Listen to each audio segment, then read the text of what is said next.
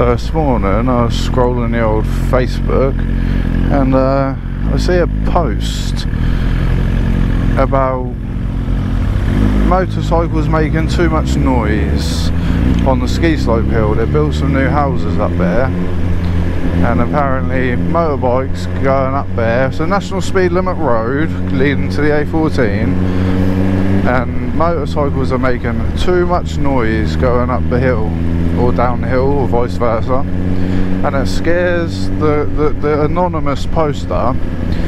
That scares their cat and themselves. Now when they built these houses, right, that was on a bit of scrap land between the A14 and the ski slope hill, or down the bottom of the ski slope between the A14 and a train track.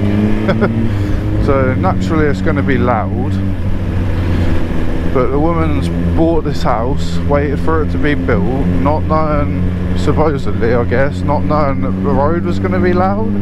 It's a national speed limit. People are naturally accelerating up there to get up to speed. And it was funny that they tarred it as motorcyclists, because fuck, I hear some cars louder than people's bikes, you know. My bike's loud-ish because I've got no baffle because it kept falling out, but it's not loud enough to fail an MOT.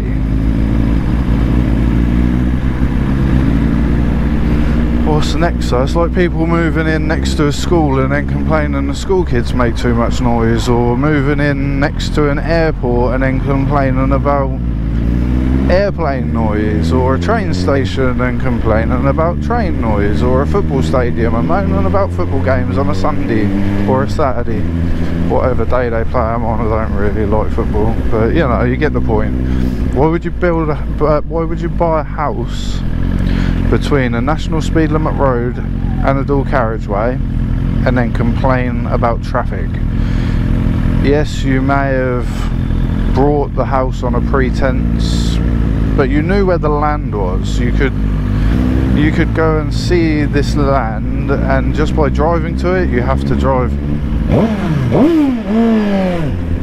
Just by driving to it, you have to. Yeah, just by driving there, you drive on the A14, and then you'd drive down this national speed limit road. So you'd understandably notice that it might be noisy, you know. And a lot of people were giving her the comments like, don't you think that's a bit stupid place to move to then? A couple of people gave very loosely supporting comments. I did see one saying maybe you should go stand out there with a sign saying slow down, or ask the council to turn the road to a 30. And the anonymous poster actually said thanks for the support, but I think the person who commented that was taking a piss, so you know. And then the original poster had said, I'm not going to move because of it. I just wish that motorcyclists, and that was particularly signalling out motorcyclists, would be more considerate driving past my house. So I don't know. I think a lot of motorcyclists might see that post and just give it a little bit of gas on the way up there now. Like 14,000 RPM in first gear sounds pretty nice on this. I don't know if it sounds nice in your house or when you've got a cat, but stand by for a short of me going up that hill in first gear. Nah, I'm joking, I'm not going to do it. But I can't help the noise of my bike. Like, I'm in fucking riding around like normal, and it is loud. People look at me like, what the fuck, your bike's loud, you know. But I can't help that. I had a defective baffle that kept falling out, and I can't be bothered to take the exhaust can off at the side of the road again, so therefore I'll have no baffle. If it won't pass an MOT, I'll have to put the baffle in or get a new exhaust. But until that day, my bike is my bike and it will not change.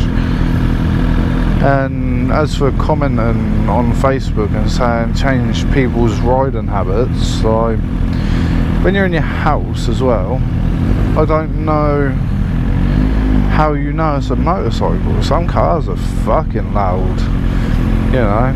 Yeah, if they're fucking screaming, you know it's a bike, but some cars are as loud as bikes or louder.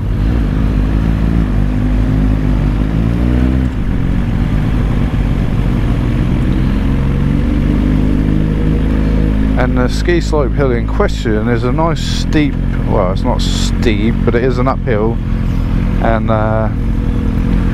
people are accelerating from a 30 to national speed on it.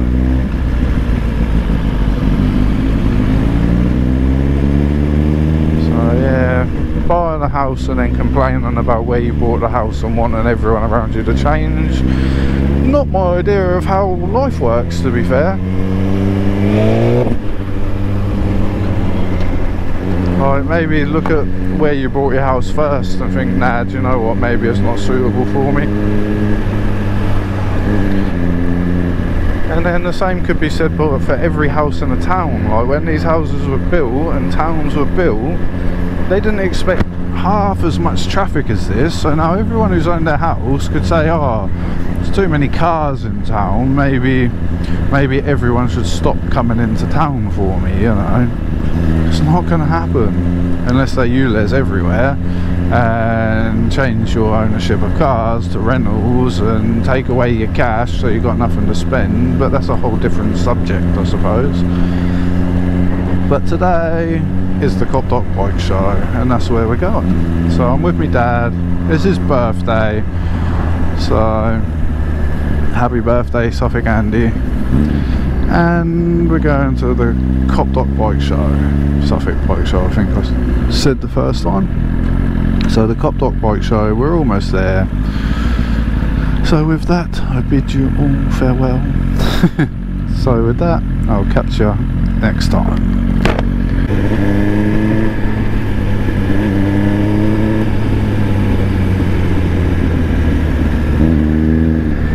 Right there.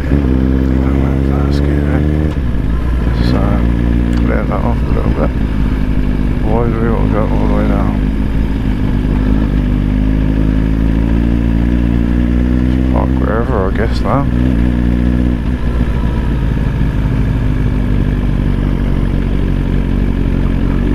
Oh yeah, shit. Where are you going, Dad? Where are you going to? Huh? You have to go all the way down there before. I don't know. We could have parked right. We could park on the end there, look. Down here? Yeah. Just in that road behind us. I wouldn't have gone down that way, mate. Could have gone to this road, mate.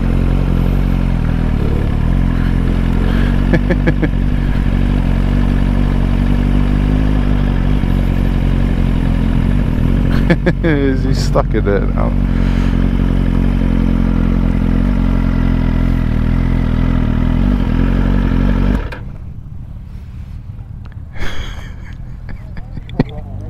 He's got himself stuck in there, I think. Oh, he's got through. Is he getting through there? That's it. Look at that. Yep.